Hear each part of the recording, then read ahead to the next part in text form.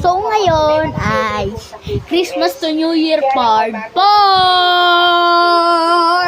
Yung part 3, part 2, part 1, hindi ko na ano kasi ako busy sa ANPKs or asawa ng pangarap ko. Busy ako. Kaya ngayon na lang i-celebrate yung Christmas to New Year part po.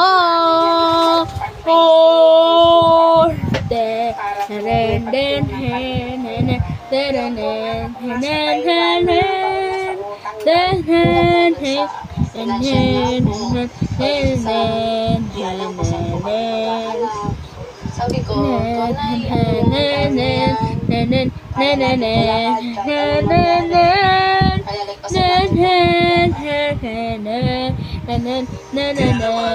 nakikita na si Nanay Rebecca at kadalasan ay nanghihina tuwing sumasaya.